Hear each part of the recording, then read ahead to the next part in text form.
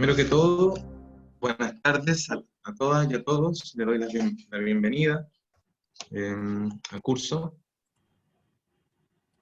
Voy a hacer ese encuadre de que como somos tantos, yo he intentado hacer este curso varias veces, una vez al año lo intentaba, no había tenido éxito. Eh, bueno, ahora sí tuvo, pero tuvo demasiado, entonces no vamos a alcanzar cómo a presentarnos todos, ni tampoco se va a dar el escenario como para ver casos muy puntuales, por eso les envío un correo que básicamente las preguntas, siempre que exista pertinencia y una necesidad muy grande, pueden prender el micrófono y hacerla. De otro modo, la pueden escribir en el chat, o de otro modo, pueden tomar apuntes y después del curso enviarme un correo con las preguntas. Si yo encuentro que es necesario, vamos a partir la otra sesión del seminario respondiendo a esa pregunta. Bueno, les doy nuevamente la bienvenida a este curso que se llama Liberación y Protección Energética Espiritual y tiene como un subtítulo la terapéutica cristiana ante lo paranormal. Estamos entonces.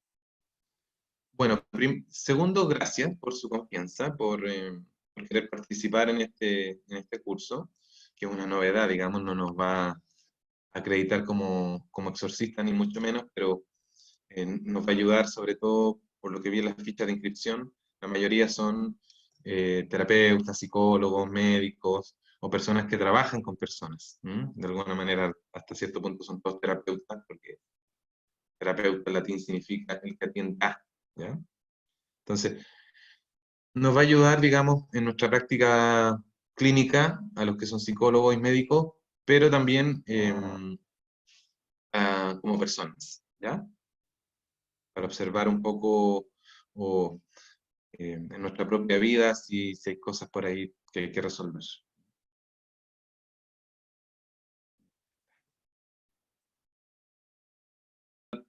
Llegué a este tema justamente por el tema de las plantas, a observar el fenómeno de la liberación, de la curación a través del trabajo con estados modificados de conciencia.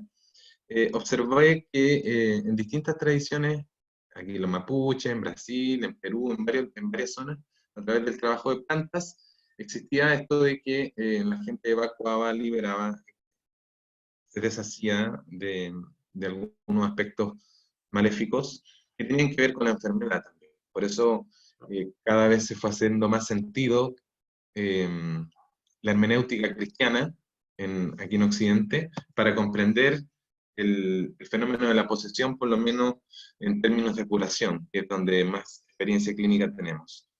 Entonces, las fuentes de lo que voy a hablar, de lo que les voy a compartir, la bibliografía de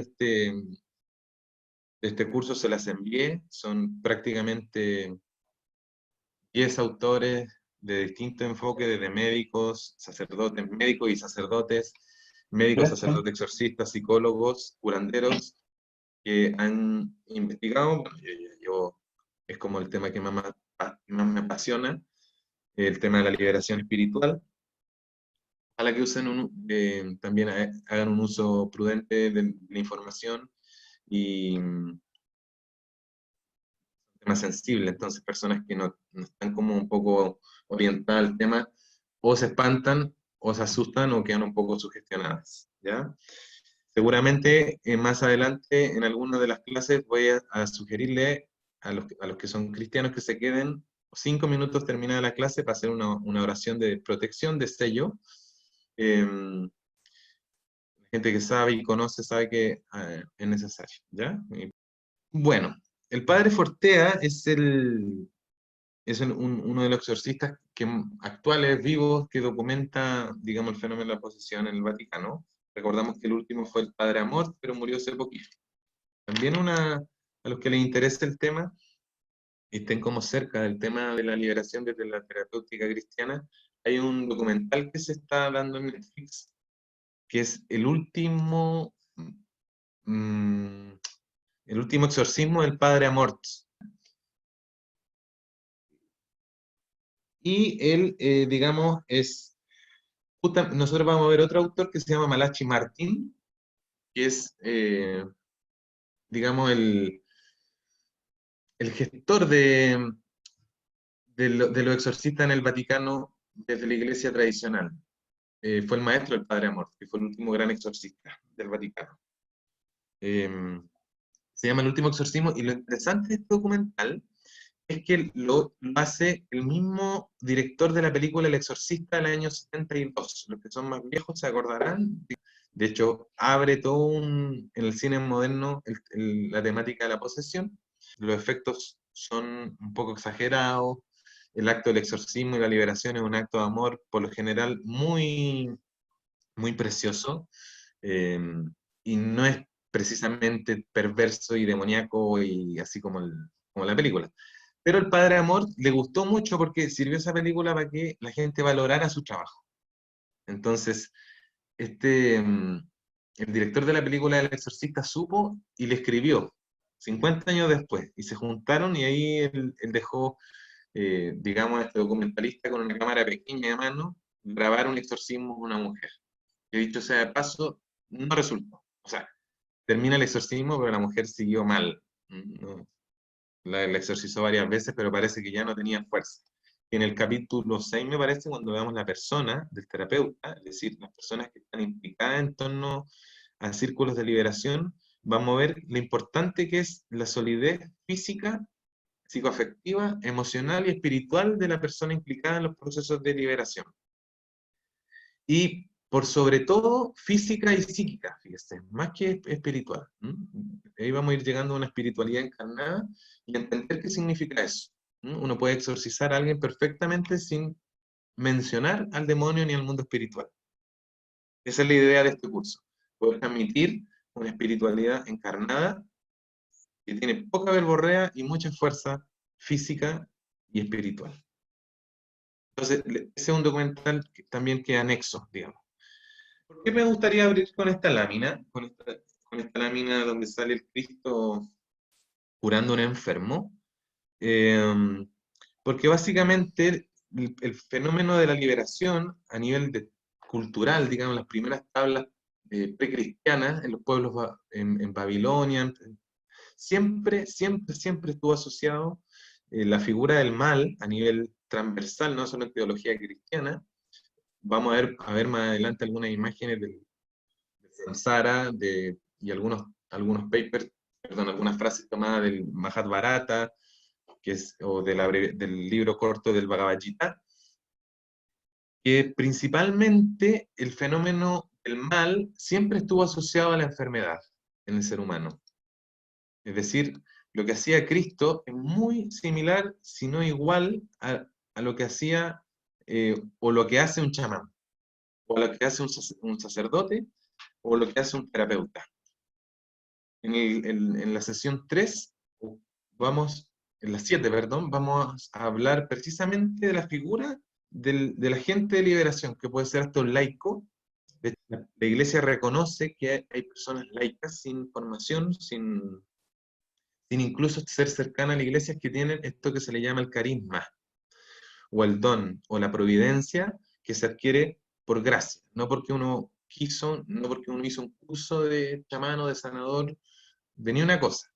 Y ya, bueno, muchos sabrán el tema de la liberación espiritual que hacían algunas abuelas que a veces no tenían ni octavo básico y santiguaban a un niño con un poco de agua bendita, un rosario, o incluso solo haciéndole una cruz con su dedo gordo en la frente y rezándole un Padre Nuestro y un Dios te salve.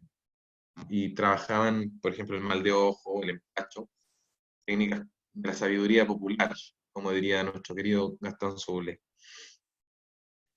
Ok, ¿por qué quise partir con esta lámina? Porque precisamente lo que quiero convocar es la fe y la fuerza en sus convicciones espirituales, para que no se nos atemoricen ni se nos sugestionen cuando empecemos a entrar en la profundidad del tema de la liberación espiritual.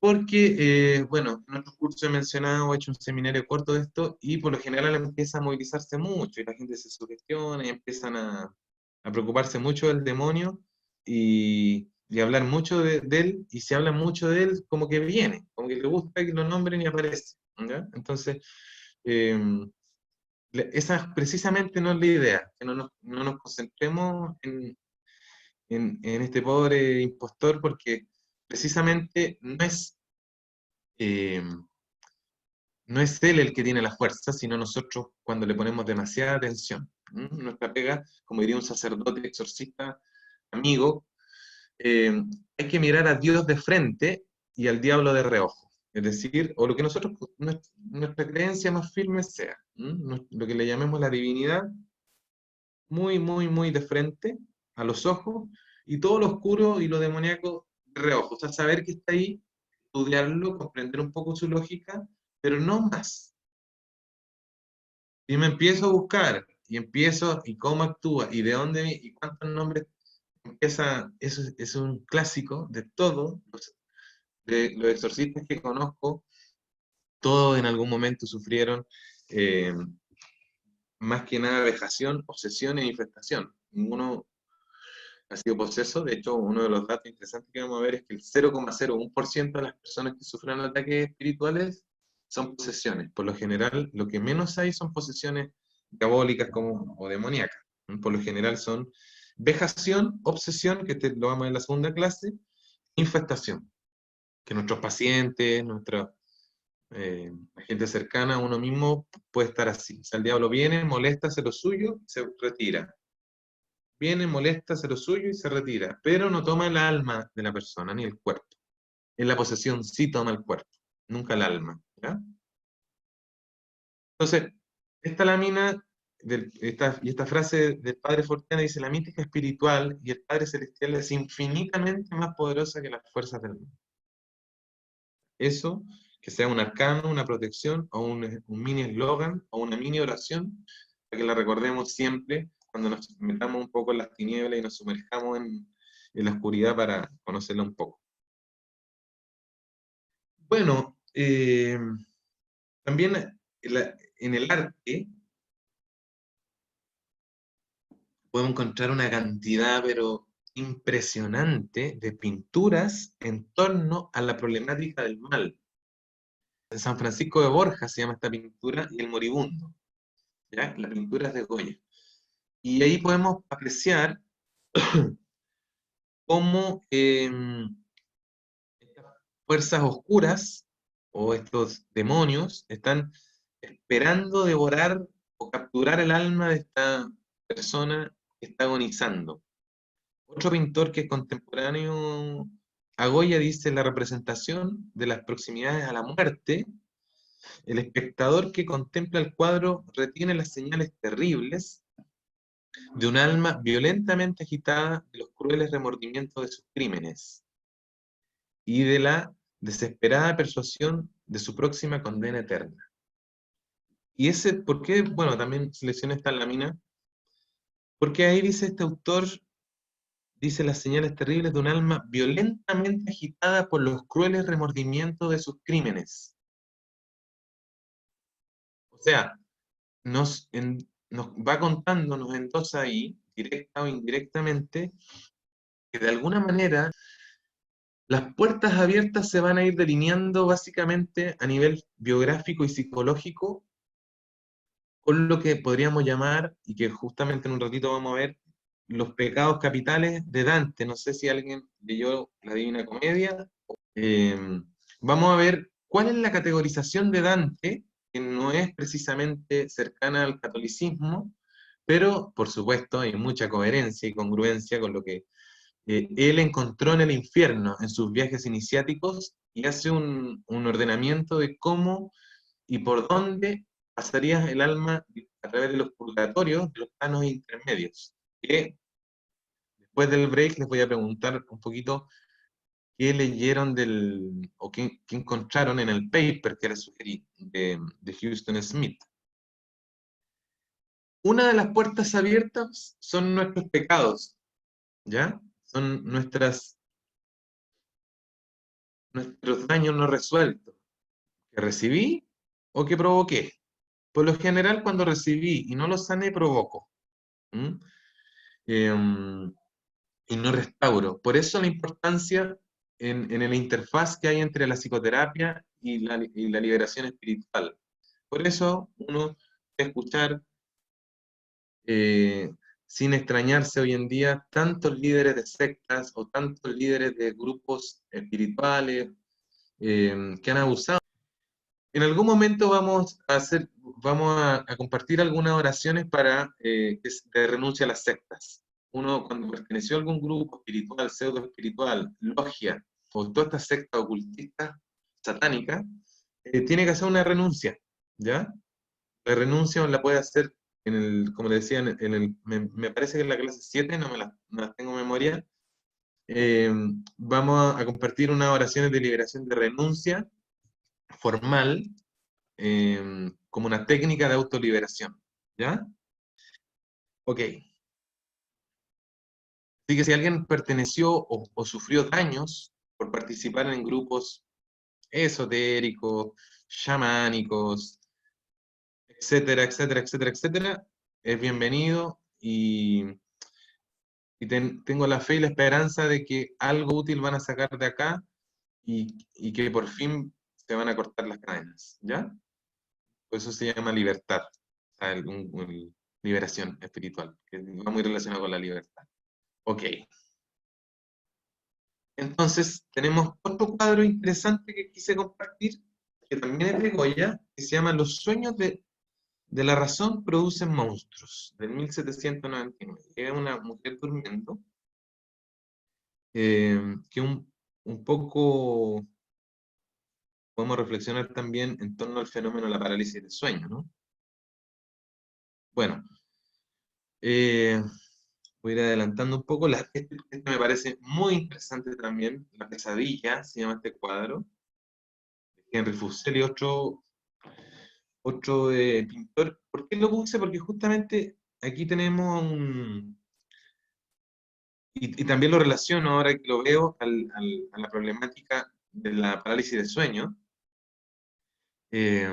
Según el autor, quiso representar aquí a los famosos incubus, que serían una entidad del plano intermediario, del plano intermedio, eh, de orientación masculina, que se posa sobre las víctimas mientras duermen.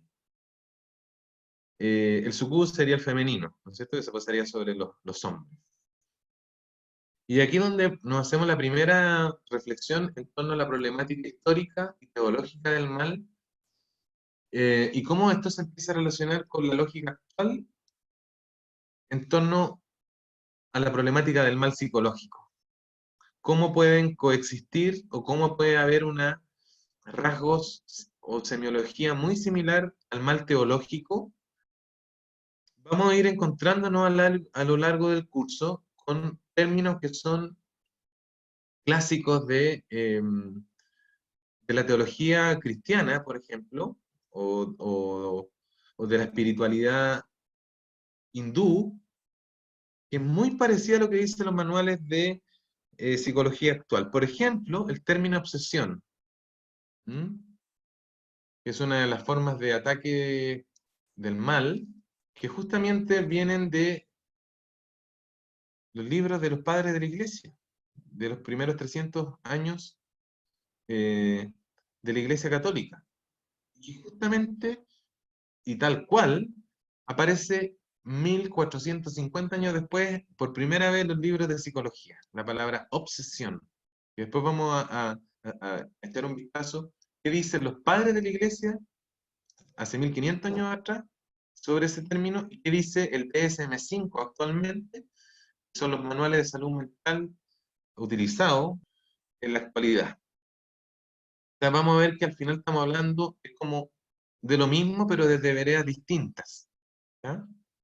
Y no era tan antagónica la cosa como nos contaron en la era de la separación, donde era ciencia versus Dios, el cura versus el psicólogo, el médico versus el místico. En realidad hay un correlato y una coherencia entre todos los enfoques del conocimiento, ¿ya? Simplemente que unos ponen más énfasis en algunas cosas que otros.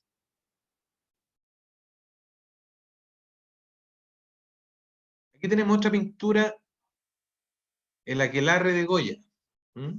También del siglo XVIII, ¿ya? Pero vamos a ir saltándonos un poco porque puse muchas, me anduve afanando. El juicio final. ¿M? A ver, este es de la Divina Comedia también, obra basada en Dante, y aquí es cuando está Dante con Virgilio en el infierno, lo van a visitar, y hay dos hombres condenados que pelean a muerte mientras son observados por el demonio acá.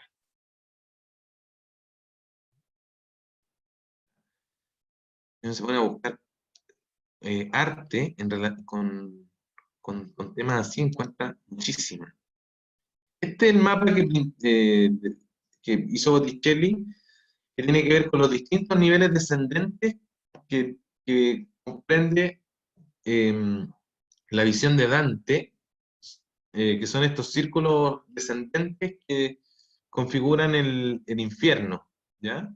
Que es como una especie de espiral, y a través de todo este periplo que uno hace descendiendo al centro de la Tierra, por según Dante, a ver, me parece que lo puse, sí, ahí está. Eh, el, en el centro de la Tierra estaría Lucifer, digamos que lo hace así de manera simbólica, por supuesto, como todo texto iniciático, hay que entender siempre una lectura no literal, más bien simbólica. Y bueno, aquí está como, digamos, el mapa, la guía para los que quieran y les interese, eh, según la perspectiva iniciática y artística de Dante, cómo sería el infierno. Échale un vistazo. Incluso, por ahí, él sitúa, me parece que en el 4 y en el 7 algunos eh, papas que fueron comulgados por herejes. Y por ahí también ponen a Aristóteles, a Platón, posiciona a distintos personajes de la historia para entender esto de los círculos del infierno. ¿Mm? Bueno, esto simplemente lo puse como un dato, como algo simpático. Otra pintura interesante también, muy, muy linda, de San Miguel expulsando, se llama así, San Miguel expulsando a Lucifer y a los ángeles rebeldes. ¿Mm? Siglo XVII. Esta me parece también muy linda, que quería compartir un poquito. Mira, el Espíritu Santo arriba cuidando, cobijando, tocándole las alas a María, pues se llama Virgen del Apocalipsis. Si ustedes ven a su derecha, un poco escondido y como inserto en el cuadro, está San Juan escribiendo con una pluma la visión que tuvo en el capítulo 12 del Apocalipsis, ¿ya? Que es la Virgen rescatando como intercesora, abogada, protectora al niño Jesús. Realmente conmovedor y precioso este cuadro. Este también, el último, el retorno del Cristo como juez. Digamos, esta pintura nos muestra básicamente a dónde nos vamos a adentrar, y es donde quiero escuchar un poquito sobre esto de los planos de la realidad del libro de Houston Smith, ¿ya? Que tiene que ver con los planos de la realidad. El plano terrenal, el plano intermedio, que en este cuadro se ve muy, muy simbólicamente graficado, el plano celeste, divino, celestial, y el infinito, que el infinito no vamos a hablar porque en realidad no nos alcanzan las palabras y tampoco nos convocan y nos sirve mucho, ¿ya? Para lo que, pero este cuadro representa muy, muy, muy simbólicamente y gráficamente lo que vamos a ver ahora de los planos de la realidad, ¿ya? Bueno, también aquí tenemos que los bardos, no sé si tenemos a alguien que sea budista también, en el budismo tibetano, se sabe que cuando uno muere, dice la creencia, uno se mantiene en un estado intermedio, durante 49 días, viendo o si si nos iluminamos y trascendemos a la rueda del samsara, o si volvemos a encarnar y a renacer, digamos, en una nueva vida. Entonces, según la creencia del budismo tibetano, después de la muerte uno pasa unos días en esto que se le llama los bardos, que es un plano intermedio también, con el fin de ver si nos iluminamos o regresamos nuevamente, según la creencia del budismo, al ciclo de la reencarnación.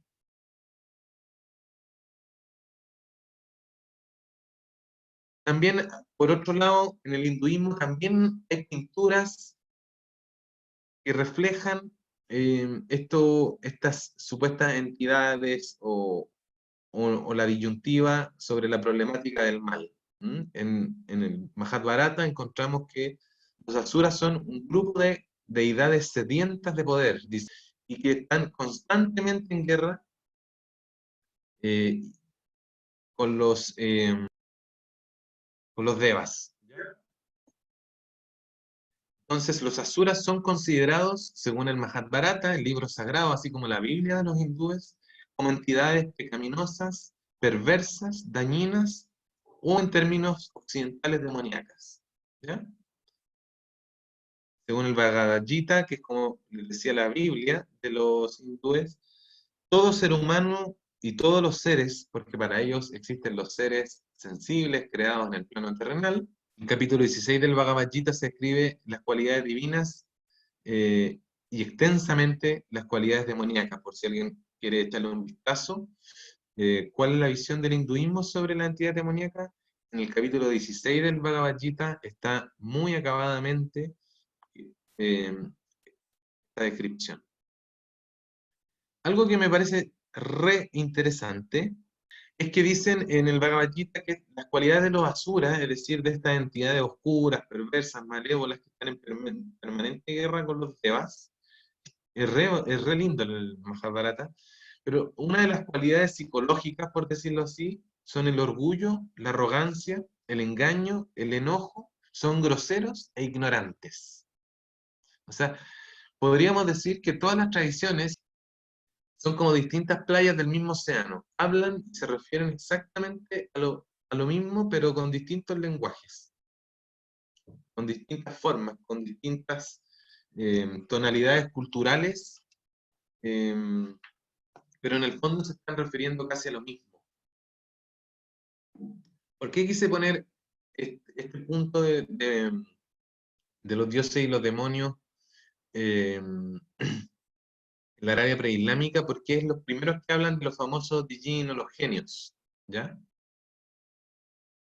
Y también lo vuelve a mencionar René Guénon, que también vamos a echar un vistazo a algunos libros de estos autores tradicionales cuando hable de las grietas de la Gran Muralla, que está ocurriendo en el mundo moderno y gracias a la espiritualidad moderna y a la hipertecnologización de la modernidad.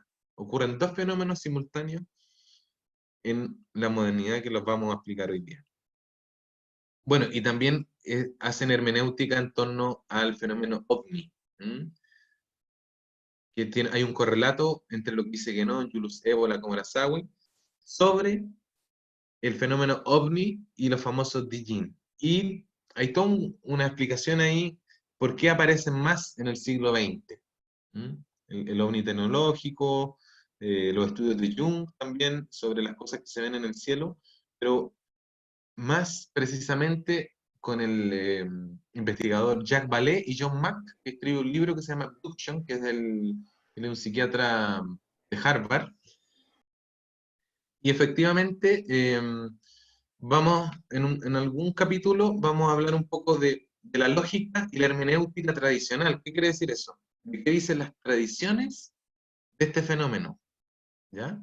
Y cómo la nueva era, financiada, orquestada, utiliza una serie de elementos de la Biblia, de la antigüedad, de la literatura, de las pinturas, para generar y construir y co-construir esto de la divinización del fenómeno ovni, que según los autores tradicionales, que los voy a citar en algún momento, son predominantemente demonios.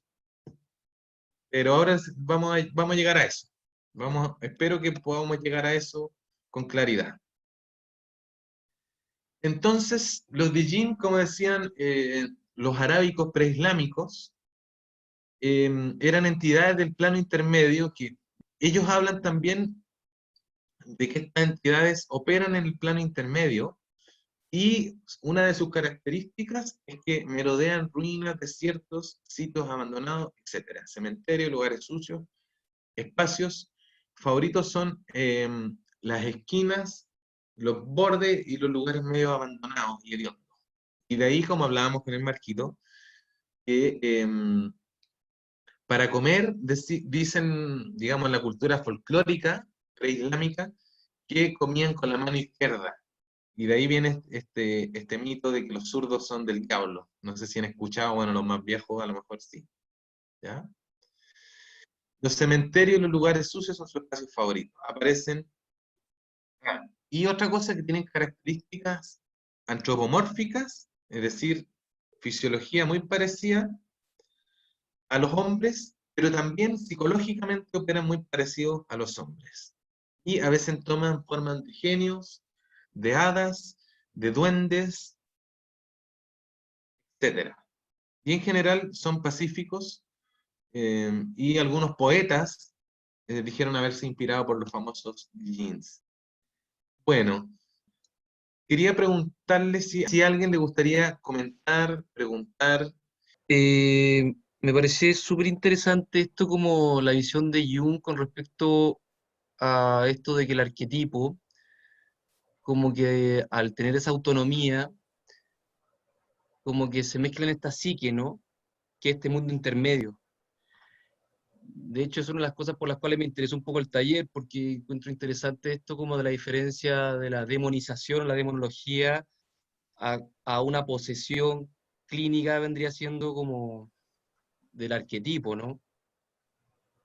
Y pucha, me pareció bien interesante esto como de la mezcla de los mundos en este mundo psíquico, ¿no? Como el plano celestial y como el plano demoníaco moviéndose en este plano intermedio donde también habita nuestra psique, ¿no? Como persona, ¿no? Claro. Mm, Me parece que lo entendiste re bien porque justamente la mente o la psique habita en ese plano intermedio. claro, Según Jung, cuando uno, a través de un proceso de individuación y el contacto claro, profundo con el self o con el arquetipo del Cristo interior, decía él, porque en su libro Psicología de las Religiones no se mete con la hermenéutica teológica si existe o no Dios.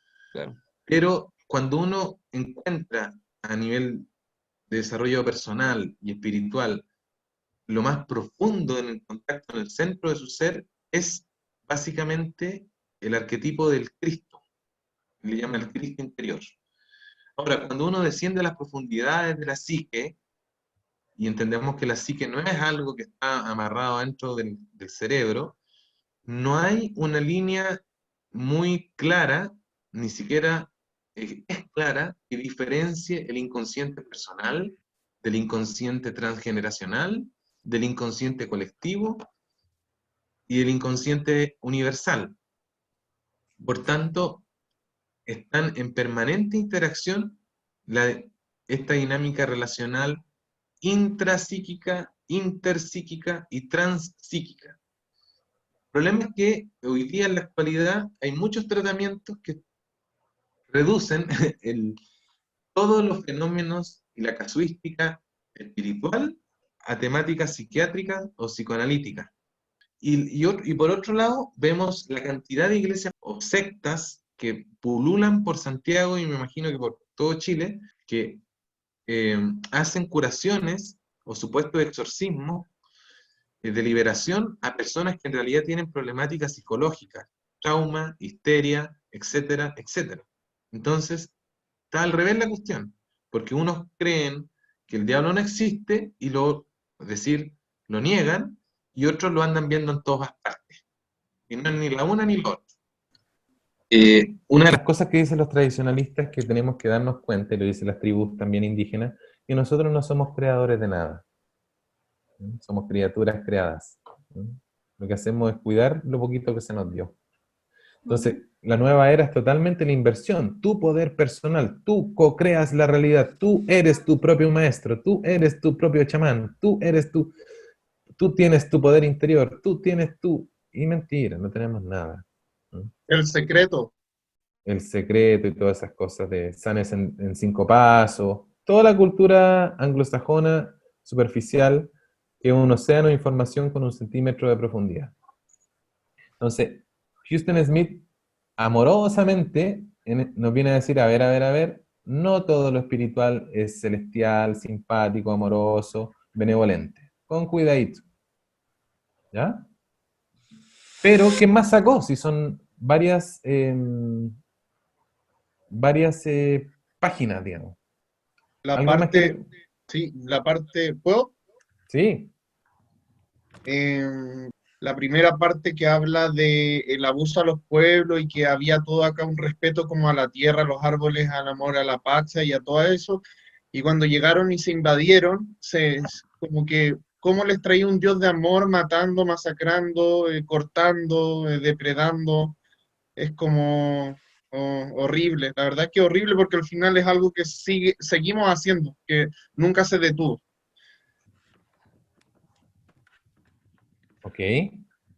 El primer paso del oscuro es de habernos desconectado de la madre, de la tierra. Un hijo lo desconectáis de la madre y después, para peor, lo conectáis del padre. Se supone que la gran muralla, que en su momento la defendió el racionalismo, después de la Edad Media, con la razón no habríamos nada. Éramos hiperracionales, cartesianos, todo racional. Pero gracias a la muralla de la razón, no permitíamos que cosas del plano intermedio se metieran. ¿Ya? Pero ya la razón fue utilizada como un tránsito de la perversión, porque la razón nos quita la conexión con la madre, se nos olvidó que teníamos a la madre tierra debajo de los pies y que estaba viva, y la razón nos envuelve en la fascinación por el pensamiento, y viene toda la historia de la filosofía, y después con ese mismo instrumento que es la mente, hoy día nos pone en la era de la tecnología, con todos los campos electromagnéticos que circulan, con todas las antenas de no sé qué, con todos los 5G, y ahora la gran muralla de la modernidad es justamente de los campos electromagnéticos. O sea, estamos rodeados de satélites que nos cortan la información del mundo celestial.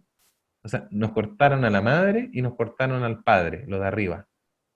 Y más encima, la crítica de los tradicionalistas de Guénon es que más encima nos venden la pomada con una falsa espiritualidad y la gente se pone a hacer canalizaciones, invocaciones, rituales que abren y no abren de arriba, abren del plano intermediario. Y después vamos a ver qué es lo que ocurre ahí. Un mapa que les hice, una cuestión bien encachada, bien sencilla, pero que muy ordenador. Hoy día atendí a un paciente, alumno de acá, lo entrevisté, que era espírita de esta religión o esta brasileña, que hacen, curan con doctores muertos. Y bueno, 1 hora y llegamos al tiro al punto. Infestación espiritual. Los médicos que... bueno, después no nos adelantemos. Yo sé que nos gusta el tema de llegar al tiro al área chica, pero tenemos que dejar un poco. Y sí, pues Marquito, por ahí va. Nos quitaron a la madre y al padre. Y nos quedamos fascinados con el TikTok, las luces, el Instagram y todo esto. Bueno, los Dijin modernos, después vamos a hacer una observación sobre la fenomenología de los demonios tecnológicos. Que hay varios autores que hablan sobre eso. Bueno, cuando en el texto yo lo alcancé a leer algo así, ¿no? Ajá, Pero súper. cuando habla de que nosotros, quizás de que el plano material es una creación del mundo intermedio, y también dice buen que, punto. ¿cómo se llama? hace que tiene mucha influencia tanto en el psiquismo como en la materia. Y eso queda como más en evidencia, que se podría explicar como en los fenómenos paranormales, cuando una casa cargada, una entidad en una casa y muestras cosas, y hay golpes y todo. Eso. Exactamente, exactamente. ¿Podría repetir lo que dijiste? Que el plano intermediario articula, mueve los hilos del plano visible, del plano concreto. No es al revés, no es que nosotros con nuestro poder movilizamos, ¿no?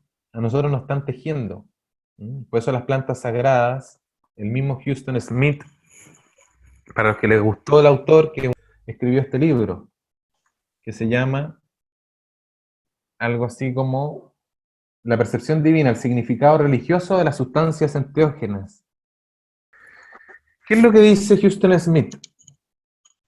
Que estas cosas, estos remedios que dejó la divinidad, porque él es, Houston Smith, básicamente es un tradicionalista, pero no se afilió a ninguna tradición. O sea, es un hombre de tradición, pero no es ni hindú, ni musulmán, ni católico, pero sí un hombre de tradición. Dice que estas sustancias que dejó Dios, la divinidad, como le quieran llamar, en la cultura que le quieran llamar, nosotros somos aquí occidentales, le vamos a llamar Dios, pero los que sean ateos no se problemen con eso, entiendan que hay una lógica conceptual simplemente, que Dios dejó estas plantas que hacen resonancia con el cuerpo físico, nos ayudan a sacar el filtro, digamos, de la percepción y nos permiten ver, comunicarnos con el plano intermedio. Pero las dejó a cargo de hombres, de profetas, de maestros, para que puedan acompañar a través de la ritualización. El ritual es el interfaz que nos permite ir hacia el plano intermedio, celeste, volver con cuidado. Vamos a hacer más adelante una observación en torno a la ritualidad, pero precisamente los rituales no era por el folclore, eso es una visión totalmente etnocéntrica, cognicéntrica, pensando que nosotros somos el hoyo del queque como modernos, postmodernos civilizados, y los indios eran tontos porque tenían hambre, de la caca de los caballos les salían los hongos con los que alucinaron. Entonces, como dice Carlos, estos planos, según el libro Una verdad olvidada de Houston Smith, está el plano terrenal, donde están las criaturas y los elementos, que por ejemplo, las personas que han ido a una ceremonia tradicional o con intento de ceremonia tradicional andina o de orientación lakota, ellos honran a las criaturas de estos 4 elementos, por ejemplo, el aire, el agua, el fuego y la tierra. Y también en el plano terrenal están los minerales, los vegetales, los etc. Nosotros, materia densa, plano físico, concreto, ¿ya? Observable. Pero ese plano no es absolutamente autónomo e independiente. Todos estos planos, en definitiva, lo que hacemos aquí son separarlos para explicarlo, pero están todos juntos, todos convergen. Son distintas dimensiones de una sola totalidad, ¿ya? Se me olvidó poner también que en el plano intermedio podríamos decir el yin y el yang, ¿no? Está en la luz, la oscuridad. Pero el autor lo menciona en estos mismos términos. Entonces, que nos quede claro de aquí en todo el seminario que estos planos están divididos teóricamente, pero que no se nos olvide que están todos juntos, ¿ya? Son la misma cosa. No porque el agua en su estado líquido tenga esa característica, es distinta, es otra agua al vapor. Sigue siendo agua, pero están en estados más densos y menos densos, pero es la misma agua, ¿ya? Ok, el plano intermedio, según Houston Smith, están las criaturas creadas invisibles. Pero ojo esto, dice criaturas creadas. Igual que nosotros. Entonces, somos criaturas creadas igual que nosotros, pero invisibles. Los elementales le llaman también en algunas tradiciones, que cada planta tiene un elemental o un arquetipo en términos junguianos, es decir, el arquetipo del San Pedro, del que preparo yo en mi casa para mis ceremonias con mis pacientes, es el mismo que tomaste tú, el mismo que toman en Catamarca, la ayahuasca que toman en Perú, el mismo uní que toman los chamanes catuquina en Brasil, que el yagué que toman en Colombia los cofán. A nivel de elemental es el mismo espíritu, ¿ya? Que en el plano físico puede tener separación. O sea, en el plano físico ya las cuestiones se separan, se dividen. Pero en el plano intermedio son invisibles. Y en este plano, según el autor, hay ángeles, demonios, o sea, entidades invisibles que mueven los hilos del plano terrestre. También el purgatorio, o sea, en términos, los que son budistas, los bardos, en términos cristianos podríamos llamarle el purgatorio, que es el estado de limbo intermedio. Por eso los católicos hacen oraciones para que ayudarle a la persona a volver a casa, a volver al reino celestial del Padre Dios, en ese tránsito, a la gente que murió en un accidente, etc. Y los budistas, en el budismo va acompañado de largas meditaciones, ¿para qué?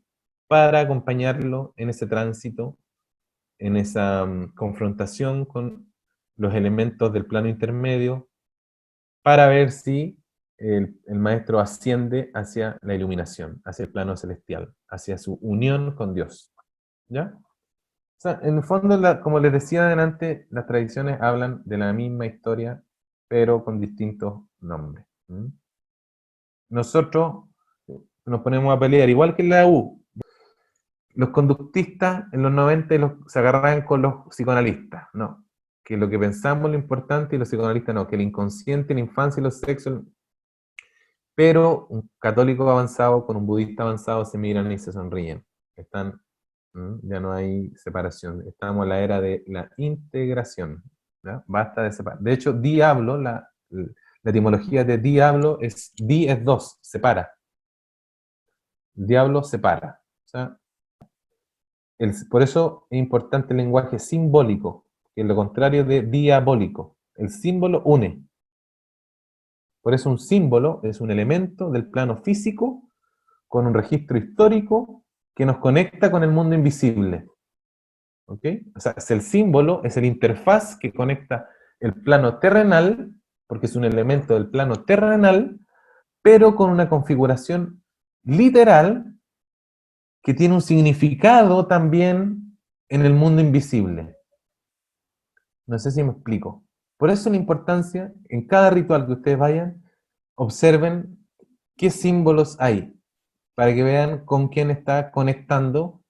Eso ya les puede indicar, mediana o parcialmente. Les voy a enviar un libro también de John Willwood, que es un psicólogo transpersonal, que habla cómo diferenciar los falsos maestros de los verdaderos maestros con linaje e iniciación. ¿Qué es la iniciación? Por ejemplo, se sabe en el mundo del chamanismo que existe esto de la brujería y todo esto.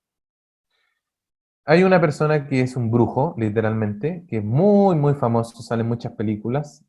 Ha tenido varias muertes en sesiones de ayahuasca, mucho abuso sexual, muchas denuncias, siempre se va arrancando Pucallpa, Iquitos, Tarapoto. Bueno, la comunidad ayahuasquera lo tiene identificado ya, siendo que fue un gran, hiper, mega chamán, heredero de los incas y el gran famoso de los años 80 y 90. Bueno, hoy en día es absolutamente brujo, malo, y él justamente inició mucha gente en los años 90, ¿ya? Yo recibí aquí un chico que tomó con una de estas comunidades y bueno, yo le pasé un chequeo en una purga y tenía dentro una cantidad de conexiones y demonios impresionante. Y yo le digo, ¿quién fue tu maestro? Y me dice, tal persona. Bueno, averigua quién fue el maestro de esa persona y adivinen. yo hablé con este chico, me dijo, pero ya mi maestro no tiene vínculo con... Se separaron el año 99. Ok, pero lo inicio. Y en planos espirituales tú firmas un contrato, aunque pasen 10, 20, 50 o 100 años. Las leyes espirituales son inmutables. No es si te gusta o no te gusta, o ya no le tengo cariño, o ya no lo veo. Como las leyes físicas, el fuego quema y tú quieras o no quieras te va a quemar. Y eso era así hace 5 años, hace 10 años, hace 1000 años. Y mañana va a ser así. Tú, si no, pon las manos al fuego, el fuego va a quemar, te gusta o no. Entonces, las leyes espirituales son así. Entonces, ¿qué tiene que hacer él? Renunciar a esa iniciación formalmente y tiene que participar en una iniciación mucho más fuerte, poderosa y genuina para tener la iniciación, es decir, la conexión, el enchufe con el plano espiritual, desde una iniciación más genuina, más profunda. Por eso la gente que tomó con brujos tiene que en algún momento renunciar, hacer un acto de renuncia, un par de oraciones de renuncia, y en su defecto afiliarse a algo que tenga más poder que la que tenía el brujo. ¿Ya? Ok. Y más arriba, en el plano celestial, está lo que se le llama la unidad, la totalidad, lo divino, lo sagrado, lo absoluto, el creador, Dios. ¿Ya? Entonces, tenemos esos, bueno, y después está el infinito que confluyen todos estos puntos más otros más que son innombrables, impensables para la razón. Pero estos son los que nos interesan, que son los que tenemos acceso. Pero aún así, al plano celestial no tenemos acceso directo. Es una falacia. Todas las tradiciones dicen que el acceso hacia el mundo celestial solo se concede por gracia. Es decir, desciende de arriba. Por eso no es un arquetipo. No viene, el arquetipo viene desde abajo, desde la humanidad se crea. Desde el inconsciente colectivo, el tarot, los 22 arcanos. Todo eso nació desde la sabiduría de la humanidad, desde abajo. Aquí estamos hablando de algo que desciende desde arriba, una verdad revelada, es una gracia. ¿Ya? No es lo mismo la espiritualidad junguiana que la gracia. ¿Ya? Todas las tradiciones hablan que eso se concede. A veces un campesino puede estar abriendo la tierra y se le abrió la cabeza y empezó a hablar de Dios, la humanidad, la totalidad, el amor. Nunca fue un ritual de ayahuasca, nunca estudió chamanismo, nunca estudió ni una cuestión. Y así como hay gente que ha hecho 1000 talleres de la glándula, de la sanación bio no sé cuánto, multidimensional, no sé de qué cosa, y nunca ha tenido una conexión verdadera espiritual. No es algo que nosotros podamos elegir. ¿Ya? En realidad eso nos busca a nosotros, eso nos indica a nosotros. Lo que podemos hacer es tratar de conectar lo máximo posible y hacer la pega humana que dice las leyes espirituales, las escrituras, las tradiciones, para acercarnos cada vez más hacia, o sea, predisponer nuestro cuerpo físico, energético y espiritual con un buen acompañamiento, con buena protección, para que esa verdad se nos revele y caiga sobre nosotros. Y se nos indique qué miércoles venimos a hacer acá. Por eso el tema de la vocación también es un tema, la verdadera vocación se revela. Por eso aquí, bueno, los que me conocen saben, damos la ayahuasca casi todos los sábados a personas que vienen a curarse de depresiones. No sé, y bueno, los psicólogos que toman, a la segunda o tercera toma dicen, oye, yo vi que tengo que ser chamán, la ayahuasca me dijo que yo soy un maestro. Y claro, eso puede ser, si eso yo no lo niego, pero por lo general no es lo que yo quiera. De hecho, los verdaderos curanderos siempre se resisten a su vocación. Nunca dicen que son chamanes. El que es chamán nunca lo dice. Los otros que andan diciéndose chamán no lo son. Es una vocación muy dura, muy estricta, muy difícil, muy agotadora. Una hipoteca mucho. Está en permanente riesgo. Entonces, el verdadero sanador espiritual, por lo general, atravesó el mundo infernal, el mundo de arriba, conoció, tuvo revelaciones, contactos, múltiples sincronicidades. Y ahora tú lo ves con buzo y zapatilla comprando pescado en la feria con su nieto, con su hijo. no tiene la barba larga, no habla como Osho, no hace pases mágicos ni sanaciones a distancia. ¿Ya? Es piola, es relajado y no habla del tema. Cuando hay que operar, opera. Como dice, no sé si han leído el libro de Lucas Estrella, el oráculo del guerrero. Atrás dice, el guerrero entra en combate, saca la espada, vence, guarda la espada y se retira en silencio. Nada que celebrar, nada que deprimirse. El taoísmo dice, el hombre del Tao entra en iniciación, contacta con las fuerzas divinas, entiende lo que es el Tao, se despide de su maestro y se retira en silencio, tratando de irse por el borde de la muralla para que nadie lo vea. O sea, no sale con la verborrea gritando, soy un maestro, soy un iniciado, vengan a tomar ayahuasca, vengan a... ¿Ya? Pablo. Ahí sí, disculpa. Mira, sabes que también esto como del capítulo me parece interesante también como la relación también que habla del espacio psicoide y de cómo el humano no logra finalmente hacer, es por ahí donde se filtra finalmente estos espacios que me imagino que van de este plano intermedio, que puede ser como infernal o bien angelical. Ajá.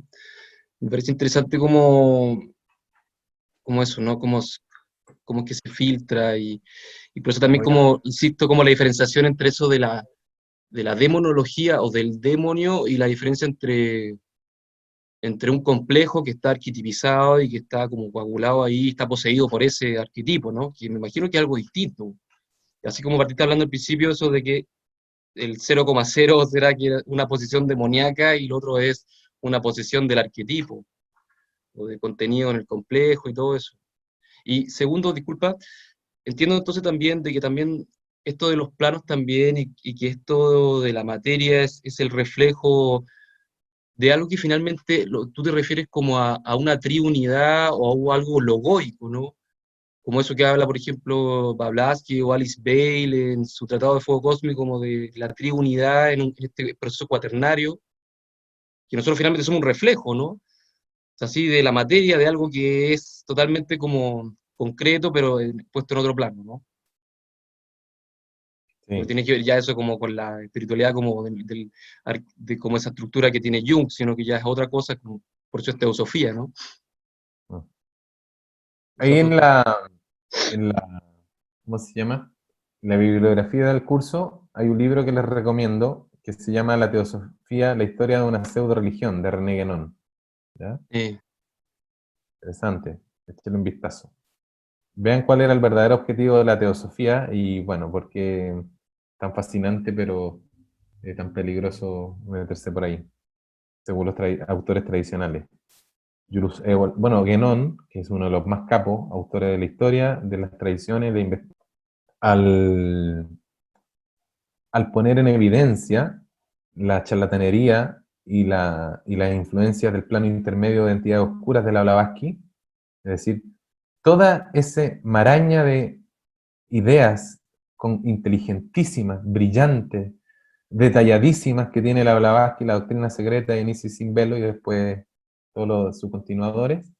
Guénon la desbarata parte por parte en ese libro eh, y Guénon empieza a ser atacado permanentemente por brujería. De hecho, es uno de los casos que vamos a analizar, siendo un gran maestro de la espiritualidad, los brujos, los teósofos y los espiritistas, porque también escribe un libro que se llama El espiritismo, el error espiritista, donde un poco pone al desnudo, eh, ¿cómo se llama? El espiritismo de Allan Kardec, lo pone como las dos grandes trampas del demonio de la espiritualidad moderna, la teosofía y el espiritismo.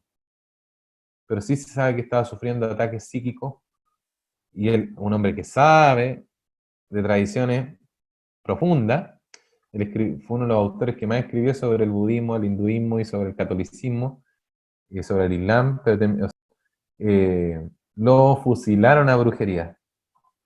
Eso nos hace reflexionar en torno a otra problemática, que esto de la... Me gustaría que reflexionaran en torno a esto de la invocación de ángeles. Y no sé si alguien mencionó el Pablo, no sé, en torno a la demonología y la angiología, que por ahí vamos a pasar una pincelada de eso en algún momento. Claro, justamente no es la forma correcta direccionarse de esa manera. Es como que yo le agradeciera al delivery por lo que me trajo. O sea, como si él fuera el autor de la pizza que me trajo. En realidad, los ángeles, como dice su etimología, son mensajeros, son enviados. No son ni el fin ni el comienzo del asunto. Pero claro, la nueva era tiende a utilizar cosas sagradas, pero las desvirtúa y al desvirtuarla ya no es. O sea, por más que ponga un poco de elementos cristianos, un poco de elementos de esto otro, un poco de elementos de esto otro, como para darle una consistencia, las verdades fundamentales son así tal cual, completas, sin modificaciones. Porque la verdad con mayúsculas es eterna, es inmutable, no puede cambiar, como la ideología humana, los pensamientos humanos, las corrientes humanas, todo eso sí. ¿Sí? Podemos hacernos ahora hasta, eh, ¿cómo se llama?, cambiar de ideología cada cierto tiempo, ya, pero las verdades espirituales son inmutables. Ya, mira. Con el texto, cierto que se hablan de los distintos planos. En Pedro, base ¿no? a... Yo, Pedro, Ya. yo te estoy hablando. Se habla de la interacción constante entre el plano terrestre y el plano intermedio. El plano celestial que está un poco más, por así decirlo, apartado de la interacción. Mi pregunta es, a partir del texto se infiere que el ser humano tiene una perspectiva limitada y una lógica en base a las interacciones con el plano intermedio, pero que uno no se puede regir siempre por la lógica para ver cómo se hacen las dinámicas entre un plano y otro, que se superponen. Mi duda es, los rituales y las culturas en base a eso, ¿cómo es que forman una cierta lógica de interacción? Por ejemplo, ¿cómo es que hacen efectivo un ritual? ¿A través de el error y de la prueba y el error? ¿O en base a ciertos fundamentos que son incuestionables? Justamente hay tres formas de acceder a la revelación. Y una de ellas es a través de la observación de la naturaleza. Por ejemplo, el indigenismo o las culturas tradicionales llegaron a través de leer los archivos que están en la naturaleza, a través del uso de plantas, fueron tomando contacto con este plano invisible y se les fue indicando, si tú le preguntas a los curanderos, ¿por qué esto? ¿Por qué este ritual? ¿Por qué esta planta se toma con agua tibia y por qué esta otra purga se toma con agua caliente? Dice, porque el espíritu de la planta así lo indica y así lo trabaja. Entonces, las culturas tradicionales, cuando digo culturas tradicionales me refiero a los pueblos que utilizaban plantas, lo leyeron a través de la naturaleza. En otras épocas, el acceso fue directo a través de la revelación. O sea, se indicó a los profetas, a los inspirados que escribieron los grandes libros de la sabiduría tradicional. ¿Mm? El Corán, la Biblia. Y el tercer elemento de la revelación tiene que ver con la vida misma. La vida te va indicando, te va señalando. Y el tema del ritual, el ritual es una tecnología también revelada, milenaria, pero que adopta, al tomar contacto con humanos, las molduras personales de cada sacerdote. Por ejemplo, el ritual de un curandero es muy distinto al ritual de otro curandero. Y a veces son muy parecidos los cantos, las formas, pero tienen que ver con su propia estética personal, algunas cosas. Es como los músicos, es como Elvis Presley cuando canta My Way, es distinto a Frank Sinatra, ¿ya? Aunque la canción es la misma. Y el ritual tiene una serie de códigos y de elementos que sirven a través de esta tecnología sagrada que nos permiten escalar entre el mundo terreno y el mundo intermedio y volver. Y un escenario que no es precisamente estético, no es prender un incienso, no sé, poner Pink Floyd, es una tecnología sagrada que tiene elementos muy sencillos, pero muy concretos, para ir y volver. Entonces la ritualidad básicamente fue revelada para, mira, es como una vez un paciente me lo explicó muy sencillo. Es como que yo quiera ir fuera de la atmósfera, de la estratosfera, e ir al espacio sin un transbordador. Tomarse un LSD o alguna sustancia poderosa psicoactiva sin el elemento ritual es como jugar a la ruleta rusa.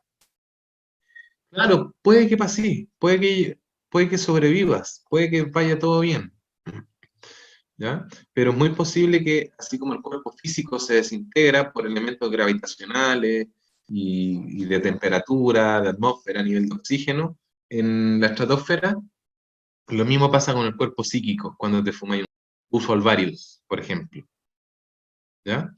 No se cumplen las leyes de la naturaleza, es una aceleración, o sea, no hay registro del uso del bufo alvarius, el uso tradicional medicinal, es una cuestión más bien moderna. Pero, por ejemplo, la toma de la ayahuasca en un ritual cursa efectos moduladores. Hay cantos que son para que la ayahuasca no suba tanto, por ejemplo. Hay cantos que son para enraizar. Hay cantos para acomodar. Hay cantos para curar. Lo que están despojando es el elemento ritual, espiritual, porque ellos no lo contemplan, no les interesa. Están en el foco de la ciencia y de la materia.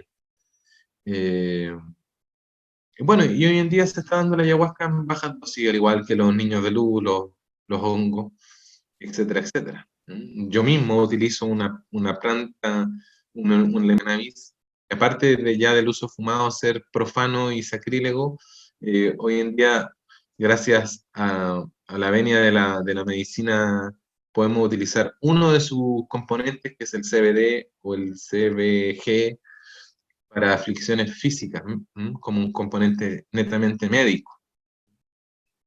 Utilizar una parte de la planta. La gente que dice yo fumo DMT es exactamente lo mismo que tomar ayahuasca, eso es mentira.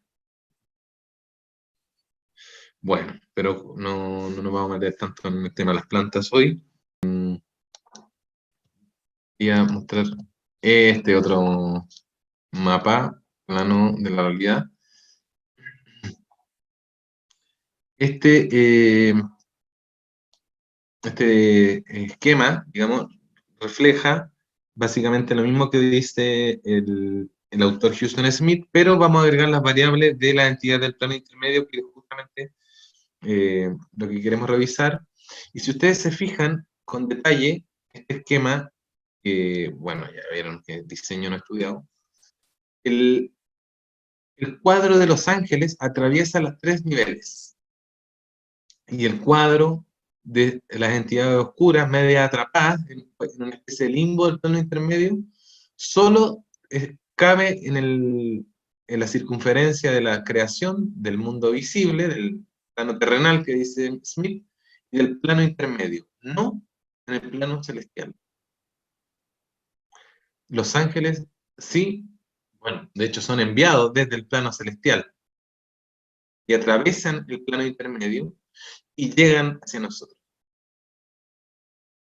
¿Qué tipo de materialización se puede ver en la intervención de los ángeles, que dicho sea de paso, son los articuladores junto a otras entidades del mundo divino y del plano intermedio de toda la creación?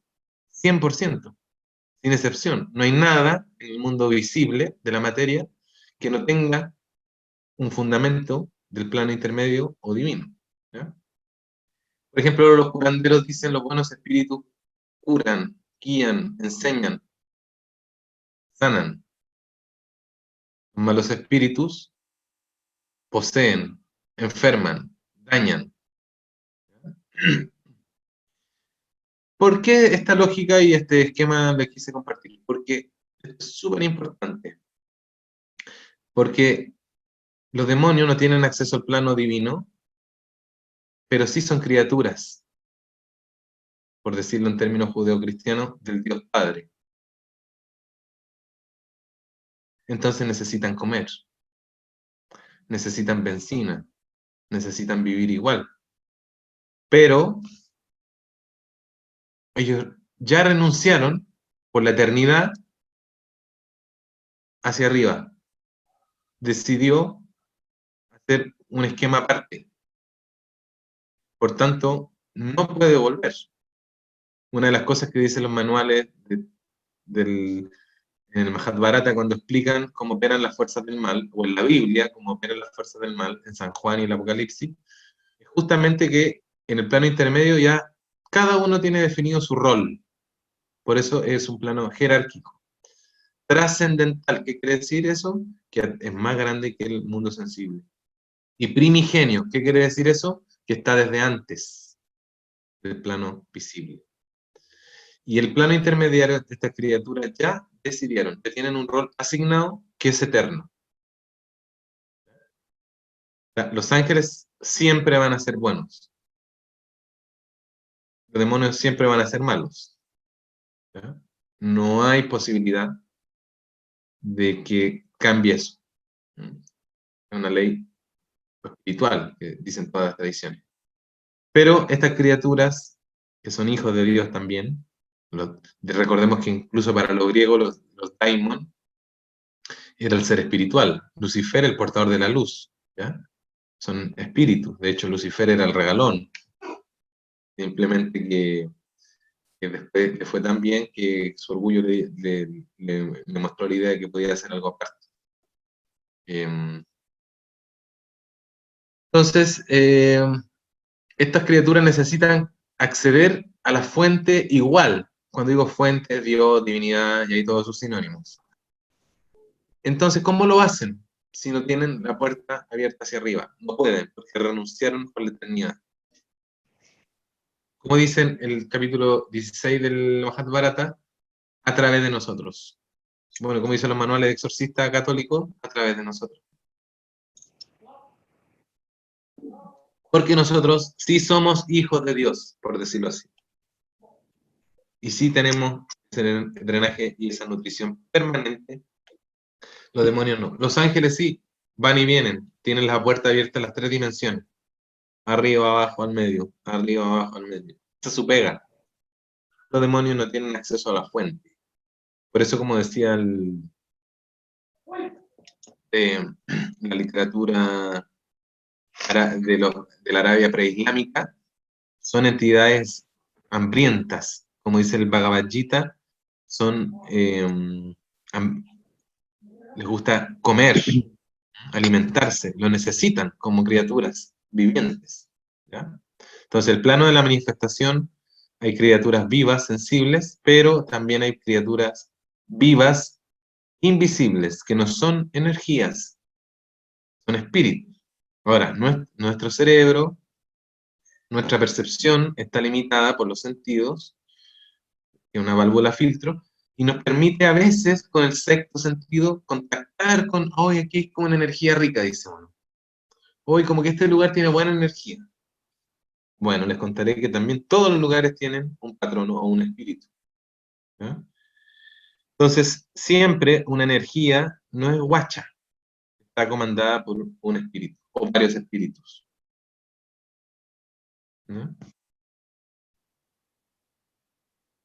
Eso es como re central, re importante, ¿ya? Que podamos comprender, porque es más fácil que si yo hago ahora una tabla Ouija o una invocación, o abre una grieta entre el plano visible y el plano intermedio, es más probable que se introduzca un elemento negativo. Porque tienen más hambre. Los ángeles precisamente no vienen a alimentarse de nosotros, vienen a ayudarnos. ¿Ya? Más adelante me parece que, a ver, como en el 6, seminario 6, vamos a hablar de la diferenciación entre la sombra psíquica y la sombra espiritual. ¿Ah? En términos junguianos, hacer una distinción entre yo y mis propias problemáticas y cómo saber si esto es mío o esto es un diablo, en pocas palabras. Houston Smith dice que él hace esta síntesis porque básicamente todas las tradiciones hablan de lo mismo, pero claro, podemos entre cada plano hacer distinciones. Hay algunas tradiciones que hablan de 7 planos, de 4 planos, de 12 planos, ¿ya? Plano sutil, invisible, astral, ¿ya? Entonces, pero esta básicamente engloba toda todas las tradiciones, ¿ya? ¿Quién levantó la mano? Pablo, ¿levantaste la mano? Mm. Sí, no sé, como que me surgió como, no sé, porque como esto de, veo como este plano y pienso, ¿no? Como que quizá, que ocurre más como en la Tierra, ¿no? Según tu perspectiva, así como que en realidad más estamos como más, tenemos más energía como telúrica, como más oscura, por así decirlo, más rondando que más como angelical, ya que de alguna manera como que el ser humano, si lo hablo como generalizado, como que pienso que de alguna manera eh, como que tiene miedo como ese contacto con lo oscuro, ¿no? Entonces pienso de que en realidad, ¿sí? Tú observas, Pablo, la realidad con los máximos grados de objetividad posible. Si tú miráis, por ejemplo, lo que está pasando a nivel mundial, Claro, por y tú te ejemplo, vayas a eso dar una pienso vuelta esto. por Santiago, Eh, como los jaguares de Latinoamérica, los más bacanes, y tú veis los índices del Senda, que es el país más adicto de Latinoamérica y el Caribe, donde hay más cocainómanos, más cacha. alcohólicos, más mujeres que se automedican con benzodiazepina, o sea, hay una adicción grave, donde hay un suicidio cada 9 minutos. Tú decís, estamos gobernados, o sea, si entendemos que el plano de la materia sensible, concreta, visible, Mm, está articulado todo, sin excepción, por el mundo intermedio y superior, simplemente someterse a los datos concretos. claro, sí. O sea, no sé cuál es la opinión, pero a mi entender, cuando por ejemplo los mitólogos, Joseph Campbell y toda la gente que habla sobre la sociología, la espiritualidad, dice que estamos en la era de las luces, Las Vegas, Pepsi, Coca-Cola, McDonald's, la era luciferiana, en el sentido que Claro. la era de la luz, por la luz, de la tecnología. ¿Ven estos aros de luz que me puso el instituto para que me vea mejor? Estamos llenos de luces. Y de hecho, el príncipe de la luz, que el que está sobre, dicen los tradicionalistas que el príncipe de la luz está sobre, gobernando este asunto, pero por supuesto es temporal, porque el bien ya ganó en la eternidad, pero estamos en el plano de la materia todavía en el combate, ¿viste? Y estamos en el presente, en nuestro trabajo. Por tanto, uno, uno de los misterios del asunto es ¿para qué hacemos si ya la... ¿Mm? Ujú. Entonces, dentro de la temporalidad ocurre ese fenómeno, pero nosotros estamos en la temporalidad. La masonería es una secta que dictamina lo que tú escuchas en la radio, lo que tú ves en la tele, lo que los informes que te dicen en la universidad, lo que debes estudiar o no, los libros que te leíste de historia son todos masones, cuando te dicen que los católicos llegaron a matar a los indios, los contaron ellos. Eh, Hay otras historias no tan crueles, ¿viste? Hay otras historias lindas de algunos autores que cuentan la aparición de la Guadalupe, por ejemplo, como una intercesora entre el mundo indígena y el mundo eh, eh, español, que precisamente los sacerdotes llegaron a parar el asunto y que la España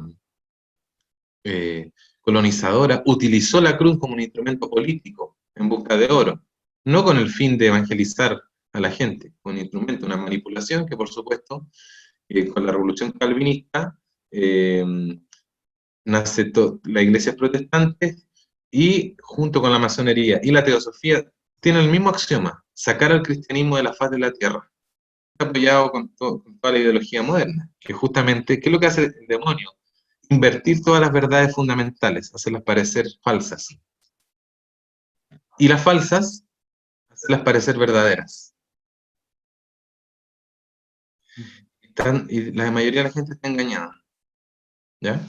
Pero bueno, para eso estamos tratando en este curso de hilar un nivel de discernimiento más profundo y un pensamiento crítico.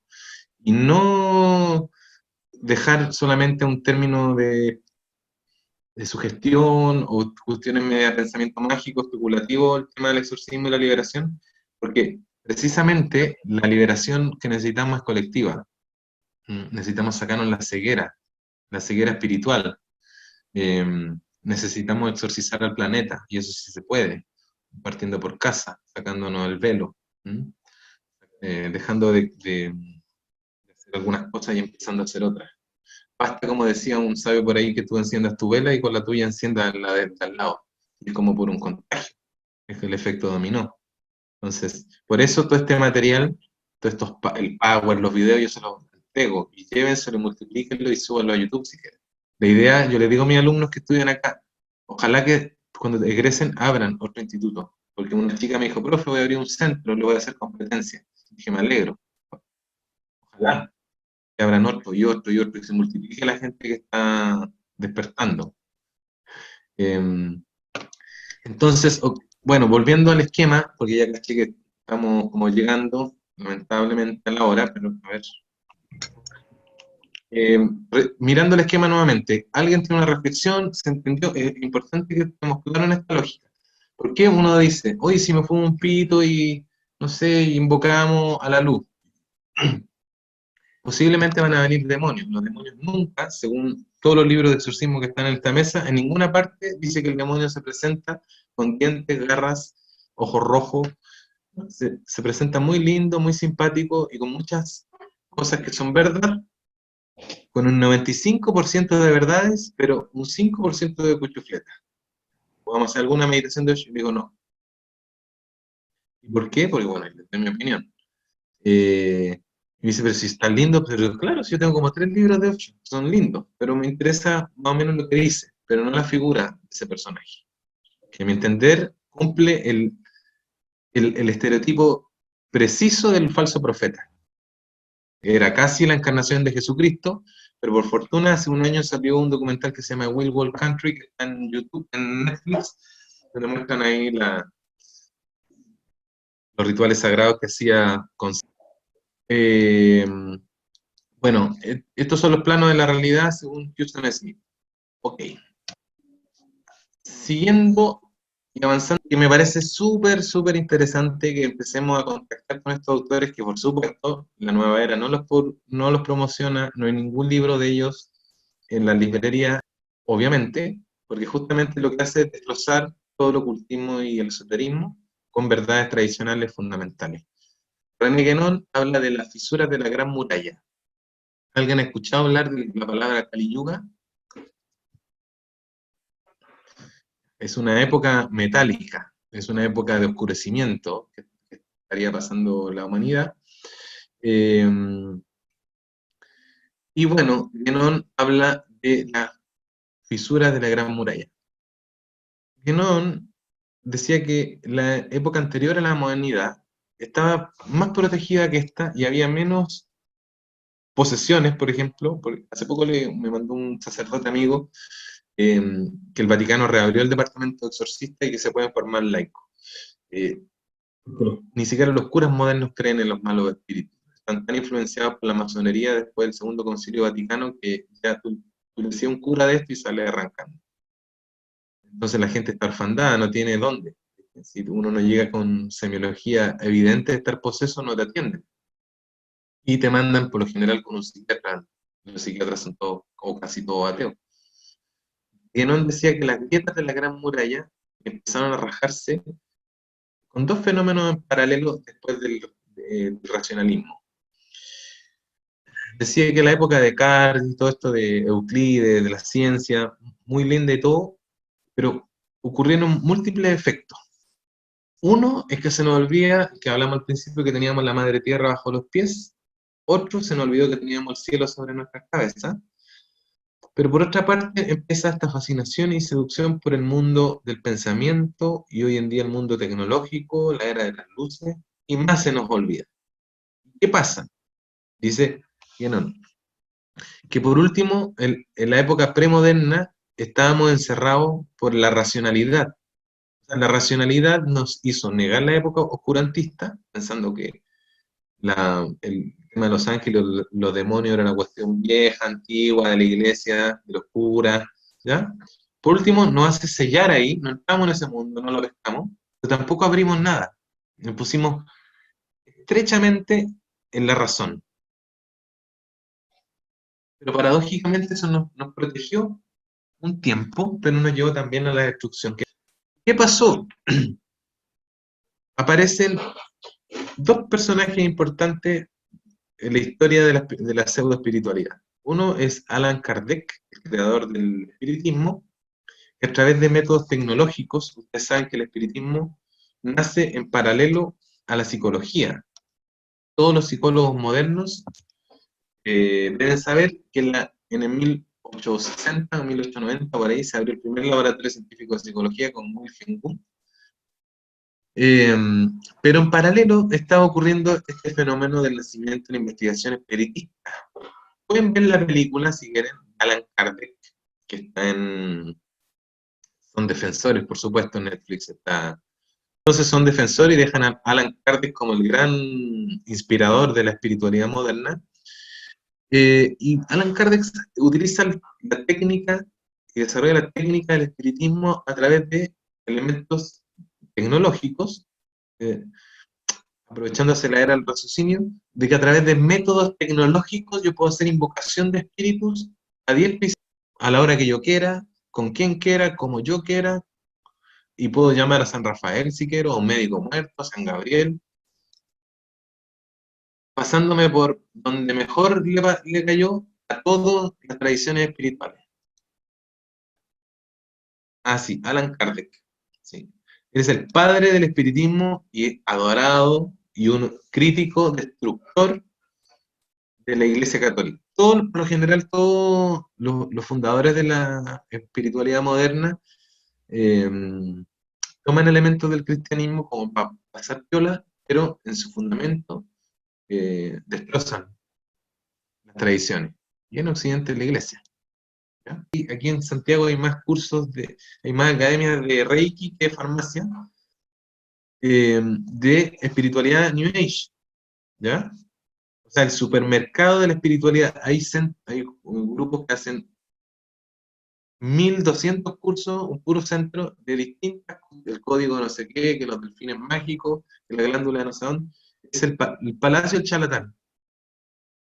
El problema, según la ciencia, que no se preocupa por eso, porque no dicen más bien eso todo es inocuo, no funciona. En primera instancia, si tenemos una mirada científica racionalista, sí, no sirve, eso no funciona, son sugestiones, placebo ya. Pero en términos energéticos y espirituales, ¿qué pasa? Cuando se juntan 30 personas a hacer una meditación e invocar a las fuerzas universales, o a la luz del universo. ¿Qué luz viene? Si esa persona lleva haciendo meditación 3 días, porque se leyó un libro de Deepak Chopra, pero durante 20 años ha sido un Papá Noel, no se ha purificado como un curandero, no ha hecho una iniciación, una preparación, nada. Simplemente de un día para otro se hizo maestro de meditación y ahora están invocando cosas. ¿Qué tipo de cosas va a traer ese pobre cristiano? ¿Qué dicen los autores tradicionalistas cuando empecemos a mencionar algunos? Por favor, dicen a lo de la nueva era, paren de invocar, de hacer cosas, de llamar rayos, y cosas. Tú le preguntas, o maestros espiritistas, canalizadores, yo le digo, ¿a qué llamas? Me preguntan, no, fue a los maestros. ¿Cuáles maestros? Los maestros ascendidos. Ah, perfecto. ¿Y de dónde son ellos? ¿Qué vínculo tienen contigo? ¿Cuál es tu certeza que son los maestros los que vienen? No, que son bonitos, son luminosos. Entonces está lleno de ingenuidad en el mundo espiritual. ¿Ya? Entonces, llamamos a la luz. ¿Cuál luz? Pregúntele. No la luz del universo. ¿Pero cuál? Entonces, no sé, hay una serie de astrónomos que por ahí, en realidad es muy, muy, muy peligroso hacer ese tipo de prácticas, porque en el fondo se está haciendo una grieta en el ozono, por decir así, que nos protege del plano intermedio, ¿ya? Pero el problema es que se está haciendo sin ritualidad, sin sentido sacro. La ritualidad es la que protege, en esa interfaz entre el mundo terrenal y el mundo invisible.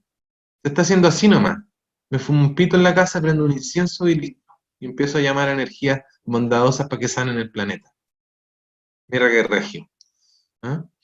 Entonces, Guénon dice, estas personas son las que están contribuyendo ingenuamente a abrir las grietas del plano intermedio, donde se está infiltrando entidades parásitas del mundo invisible, que ya vimos que cuando veamos los tipos de contaminación espiritual, que es un lugar variopinto de cosas. Como decía el autor anterior, a ver, parece que, claro, hay criaturas del purgatorio, animales, personas muertas en accidentes, todo lo que queda en el limbo. De hecho, hay un video muy lindo, un documental sobre los budistas tibetanos que ayudan, se dedican solamente a ir a lugares donde recién hubiera un accidente, o gente que murió de impacto fuerte. Hay un monje que explica que dicen, ellos no recuerdan, como fue tan fuerte el choque, cómo murieron. Entonces van estos monjes y le ayudan a atravesar los bardos, se ponen a meditar al lado de ellos.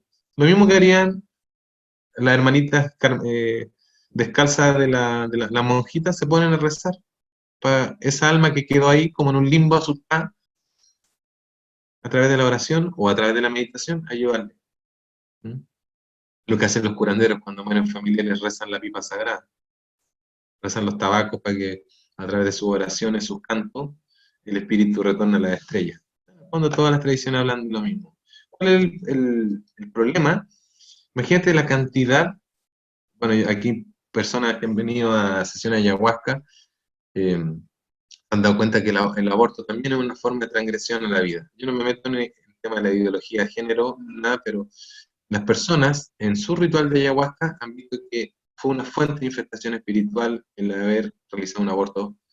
De alguna manera tiene el mismo peso espiritual que un crimen, ¿ya?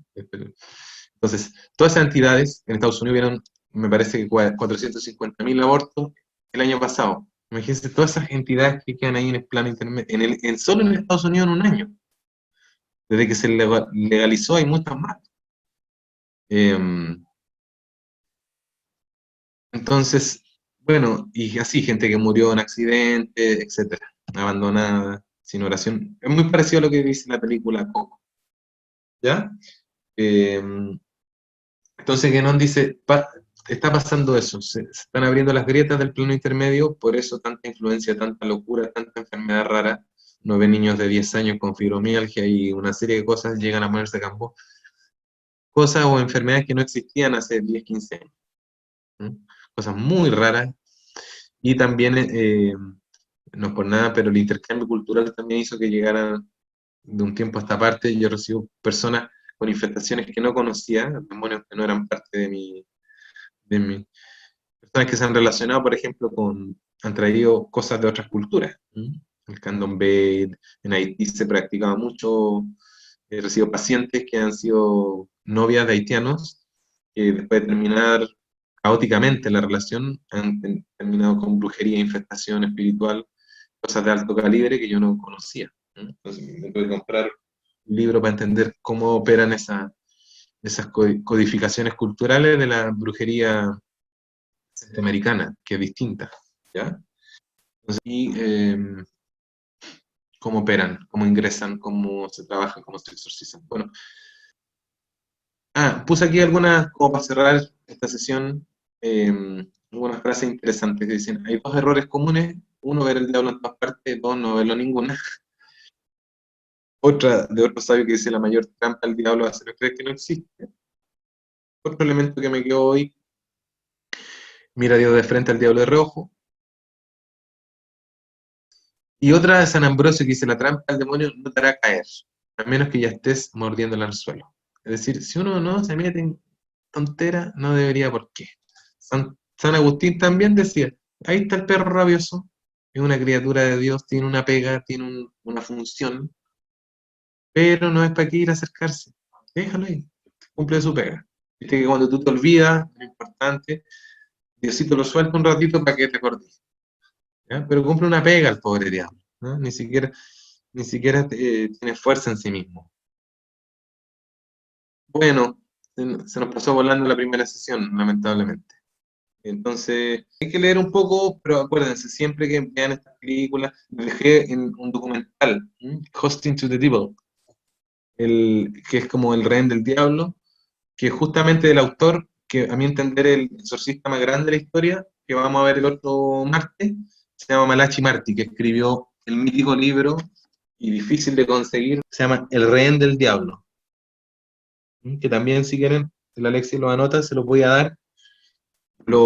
Está escaneado porque no lo ven. Aunque no lo crean, estuve 10 años buscándolo, hasta que lo encontré en Buenos Aires. Un libro muy difícil de conseguir, escalofriantemente bueno, y es un manual para hacer exorcismos menores, para laicos. Se llama El Último Papa, el libro donde escribe eso, que lo disfraza un poco de novela, pero es 100% verdad. Ese documental es sobre un poco la vida de Malachi Martin, que después de ser sacerdote estudió arqueología y antropología. Un gallo bien cabezón y un mega exorcista. Así que vamos a ver un poco de él, cuál es su postura ante el bien y el mal, algunas oraciones que él tiene, y vamos a entrar un poco en él. Y eso, bueno, gusto, abrazos grandes. Chao, chiquillos. Buenas noches. Chao, chao. Chao, gracias. Gracias, maestro. Un abrazo. Chao. Buenas noches. Chao, chao.